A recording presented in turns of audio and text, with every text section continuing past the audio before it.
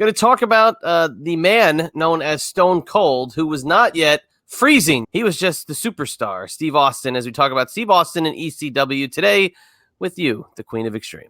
Yes, he was there for a cup of coffee, but I just have one little story about him. I had just bought new sneakers, and they were like, all white, and brand new, and I wore them to the arena. And I remember I was standing there in front of the monitor, and I was watching the monitor, and Steve comes up next to me and does one of these, a little shove or whatever, and stands next to me, and his foot stepped on my new white sneaker. Oh. And I said, Steve, I said, these are my new white sneakers. And he goes, oh, really? And he stepped on them again and again. Ooh. Wow. He is Stone Cold. Kiddingly, just as a joke. Yeah, and then we watched the rest of the match together. So it's funny. So did you know who he was before he arrived? Stunning Steve Austin. Stunning Steve, Yeah. Vaguely, I watched a little bit. Like once I got in the ECW, then I started really trying to expand my horizons, because I knew I needed to study other people, and I wanted to know more about different moves that people did, and so I started watching a little more. There was more variety in what my knowledge was very limited when I started the business. I told you I was not a fan growing up, so I didn't know much about the sport at all. So he's contacted by Paul Heyman in the late summer, early fall 1995. He makes his ECW debut at the September 18th, 1995 event, Gangsta's Paradise. And, September to December, I hate to tell fans, that's almost as long as Shane was Dean Douglas. That's how short of a time Steve Austin was in ECW. It's actually longer than I thought it was. I thought he was only there November and December. I didn't realize he came in at the end of September in '95. So yeah, and I don't remember how many shows he actually did. I don't know if he was doing house shows as well as just TV. I don't remember. I mean, honestly, I just remember the shoe scuffing incident, because I was just like traumatized. Steve, you're stepping on my new sneaker. And he's like, what? And I was like, oh, okay. But he was just down to earth, super nice, And I remember at one night stand, he was talking to somebody. I don't remember who he was talking to. And I just wormed my way, and I just said, excuse me. And he turned around and I said, Francine, I don't know if you remember me. He goes, I remember you. It's like, oh, okay. Well, I just wanted to say hi. Well, how are you? I said, I'm good. How are you? Good. And then I walked away, because I was like, I just interrupted a conversation. But you don't want to be known as the person who doesn't say hi to everyone, like we talked about before. So I was just trying to make the rounds and say hello to everybody. But I remember you. And I was like, oh, okay. Remember stepping on my foot and ruining my sneakers? I don't think you do. I remember it. But yeah. I love the respect. I love that. That is everything that I ever thought about wrestling was all about the respect, and you put it over so much, and I really like that a lot. I mean, there were times when I felt really uncomfortable doing it. I'm not gonna lie, but I had to do it because I was taught you need to do this, And I've talked to so many workers, younger workers today, and they're like, that's a bunch of bullshit. We don't do that. And I was like, oh, okay, I guess it's changed. So I talked about Jimmy Snuka giving me a kiss right on the mouth. Dustin Rhodes did the same thing to me. The first time I met him, I got a big kiss right. I was trying to do this, and he got me right on the mouth, and I was just like, oh, hi. Is this something new? Do we kiss on the mouth? Are we in Italy or where did they do that? I don't even know. the two kiss. Yeah, well, I couldn't even turn my head quick enough. I mean, I just met him. It was the first meeting, and it was like, oh, hi, mwah. It was a big kiss, and I was like, oh, hello. So, and I love Dustin. I think he's great, but I didn't know him. Did he have makeup on? Did you get the No, gold? he didn't have his makeup on. It was I think we were either at the airport or we were doing something. I don't know. And he was very, very nice, but I got a kiss. Oh, thanks. Thanks for that. That's so nice. Yeah, so you either Steve, want to make out with someone or you don't want to talk to them. I can't. The Jimmy Snuka, was it the savage kiss? Was it the animalistic Fijian? Like it was like he turned me around and just or did he even turn me? He might have even leaned over and just like kissed me, and I was like, "Whoa!" And he goes, "Oh my God, I thought you were Nancy." And I thought you were a woman. And I was like, no. And he's like, sorry. And I was like, okay. So the pre-Stone Cold, pre-Ringmaster Steve Austin arrives in 95, has a relationship with Paul Heyman going back to WCW. The Dangerous Alliance, which was Heyman's stable that he had at the time. Steve Austin was kind of, I wouldn't say the cornerstone. He was more like the young gun in it. He was having some of the best matches that the group had. He was teaming with Bobby Eaton. He'd be paired with all the guys that they had in the Alliance at the time. So he is fired. He gets injured in Japan, I believe, and is fired. So Steve Austin's injured. He's fired, and he's looking for a place to go. When he first appears in ECW, and I didn't get a chance to pull this one up, he famously appears in the Hulk Hogan garb. He's got the yellow shirt and the bandana, and he's got his long flowing locks hanging out of his hair. And the image that I have up here on the side is him with that big hair. Big hair. Yeah, he had a big, set of long hair. I mean, he was thin in on the top, but he had long down to past the shoulder length hair, and he cuts the Hulk Hogan promo, and then he stops and says, "I don't need this shit," and throws the bandana down. And this is where we start to find out who superstar Steve Austin was. So this is a guy who's he's kind of bitter, but ECW kind of being the perfect destination for that kind of guy. ECW was the pit stop for many people. Steve Austin was absolutely one of them. And, Steve did a really cool thing. He puts over Mikey Whipwreck. Right. And I mean, some guys would have had egos about it and wouldn't want to do it, but I don't think he had two qualms about it. Like he just was, I'll do it. Who cares? Like, let's go. And Oh, continue. Sorry. No. I was just going to say there was no ego involved whatsoever. It was just whatever's good for business. He did it and did it with a smile on his face. So. And some people look. He also did a Monday Night Quill where he made fun of Bischoff, and he had on a black wig and the papers and shuffling around and not really not knowing Bischoff, being maybe overmatched at the time and not really knowing what was going on. But again, kind of took like a comedic spin to it. But the picture that I have up on the screen here, the promo that he cuts, I mentioned the other day that when I watched this, I'm not going to play the whole thing because we're not going to be doing that much anymore. But just this clip itself, I watched his eyes the whole time because his eyes told the story. This is a 6-minute promo where he does not stop. It's continuous for 6 minutes, and he ends it with, "I'm going to be the superstar I always knew I could be." And he did. He did. So handsome too. Look how handsome back in the day. Yeah, you pick without the goatee and the hair. I mean, he's got, face. Yeah, he really does have that look, and he talks about that. So he pitched to WCW, maybe doing like a Hulk Hogan buddy character. He had the long hair, the tan. Maybe he could have been a Hulk Hogan or whatever. I was called them the Friends. The Hulk Hogan buddy. He pitched something with Macho Man, and they shot him down left and right because they didn't think he was marketable. Go figure. No. It's amazing how many people can pitch stories and pitch angles, and then they don't do them, and they go on to fame and fortune. Yeah. And Steve Austin is definitely one of those guys. So definitely the fortune part.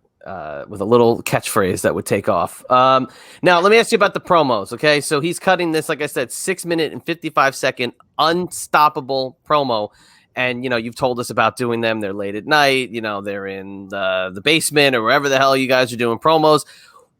Is this something that's normal to see a guy bang out a epic 6.5-minute promo in one shot?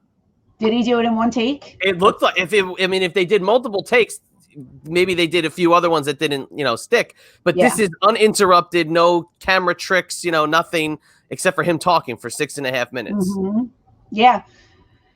A lot of guys, I mean, Shane's a prime example of that. Shane could do those long promos as well and just keep going. You know what I mean? Like sometimes once the light turns on in your head, you just Paul was good. Paul would give you, if he didn't want something verbatim, he would just give you like the here's the key points you have to hit, boom, boom, boom.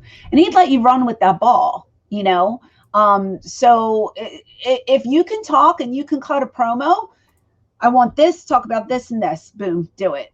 And he gave Steve the freedom, and Steve friggin' ran out of the stadium. He didn't make a touchdown. He ran out of the stadium. Oh, yeah. He went through the door and ran onto the highway with that ball, So, no, absolutely. There's Mikey looking fine there in his Grateful Dead t-shirt there. But now here he is coming out of into the arena with that. He just left the gym or something. This could have been where he stepped on your shoe. Might have been. Could have been that night. I don't know. I don't know how many nights he was at the arena, to be honest with you. But now I didn't check to see if he did any house shows at all, but I think he might have just done arena shows from what I had seen, and everything that's basically available to everyone. It's all stuff done at the arena. That's what I was going to say. I don't remember him being on the road with us. So, but again, Philly got a treat. They were privy to a lot of firsts in ECW history, and this was one of them. So this was definitely a cool moment. Now I could tell you, as a fan, I would have thought he was going over. Everybody thought he was because going over. Who he was, right? Exactly. Now we've seen Cactus Jack come in. He was on, WCW TV. Obviously, we know, Terry Funk, and we saw all these names, Shane, guys that were on major TV. But he was a little different because he was like the younger crop of guys he was getting that shot. And you would have been earmarked for the championship. He's gone by the end of December, and he's on Raw. And literally the first week of '96. Were you surprised it was that fast? No, I wasn't. And I feel like the cool part to me was, no disrespect to Mikey, but at this point in Mikey's career, Mikey was just like a young startup. You know what I mean? No one in that building thought that Mikey Whipwreck was going to win. Like no one. And that was such a great swerve. And like I said, Steve just did it. And there was no ego involved. It was good for business. It was good for the company. It was great for Mikey. And it didn't hurt Steve one bit. No. So why not? No, not at all. This is one of my favorite moments right here. She takes the swing at the cane, and he carries her out. I always love this clip. And people are smacking a woman on the ass on the way. Oh, I know it. I've been there. I know. So that was just. I always love that. Always love that clip of Steve Austin carrying her out. But by the time he leaves in December, his last promo, now he's bald, shaved the head. So now they got him. He's going somewhere. He went from the long hair to the shaved head, and no shave. Hey, I'm surprised Paul didn't have a loser shaves their head match. Did we even do that kind of stuff? Oh, absolutely. Did we? I don't remember. I remember Hat Myers. I think they had one of those. Oh, I don't know. I cut Perry Saturn's hair once. I didn't shave his head. I just cut his hair, but I don't remember too many of those matches going on with us. The wrestling hair angles always end with the Clippers dying in the ring. Never fails. Can't finish it. Big patch this is hair. Here's the elusive Mikey victory, where not only did he pull the tights, he pulled the ass out. There you go. He did the old Rick Rude with the butt hanging out. That's great. And he's selling it too with his ass hanging out. It's great. What? My pants? What? Wow, look at that. What a lariat. I mean, that is just, he was so physical. But so that's the difference. You guys got the Steve Austin, who might have been one of the greatest workers in the world, who then 2 years later falls on his neck and can't do half the stuff that he did. And that's, not even 2 years, less than a year and a half after this. That's heartbreaking. It's terrible for a worker, to finally get to where you want to be and you're making the big money, and then something happens. It happens a lot. It really happens a lot. For him, I mean, he was lucky because Vince, saw whatever, invested in him, and he had a great career after that. But for some people, that could have been the end. Yeah. And luckily for Steve, it wasn't. So I feel like we had a Steve Austin that WWF or WWE fans would, these days, if they weren't privy to it, they could look back on it and they would be shocked. Right. Because it's just so different, but it's cool. I liked his character with us, and it really wasn't a stretch of a character. He's just he's just like a good old boy. That's who he is. I think there's times where ECW got the credit for Stone Cold and that character being kind of birthed in ECW. But now let me ask you this. You'd be a good one to ask this.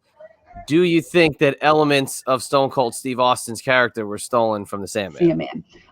The one thing I was going to say is everybody keeps saying Sandman did it first. Sandman did it first. It was Sandman first.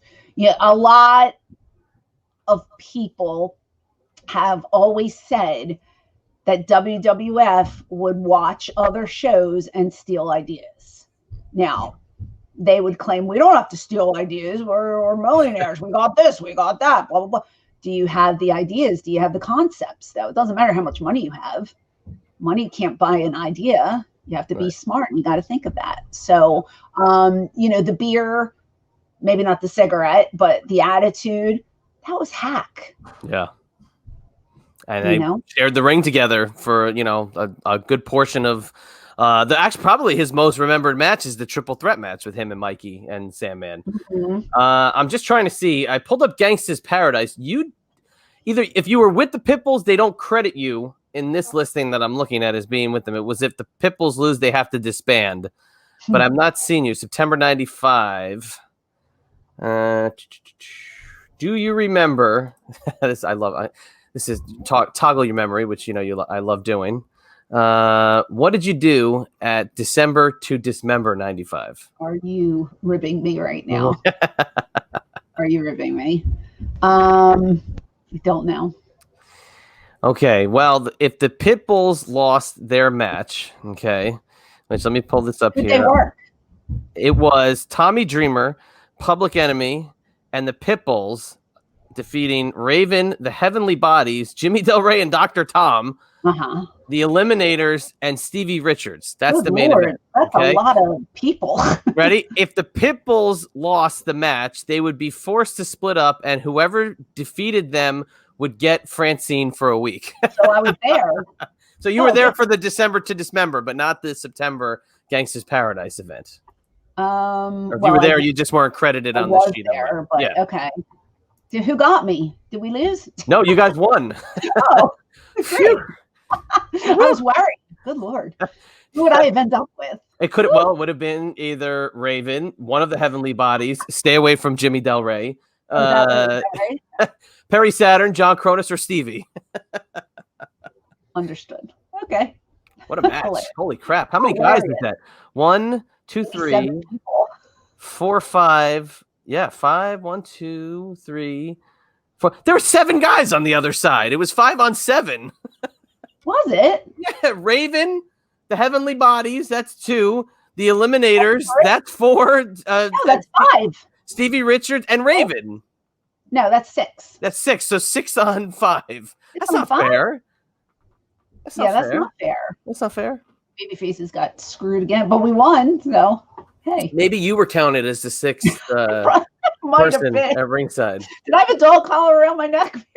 It was called the Ultimate Jeopardy Steel Cage Match. Ugh. What a name. Damn. Mess. Who knows? I don't know.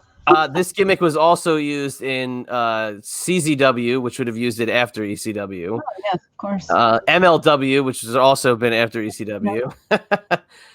Ring of Honor. Okay, all these people stole it from ECW. Everybody. Yeah, we did it first. We did it best. So screw y'all.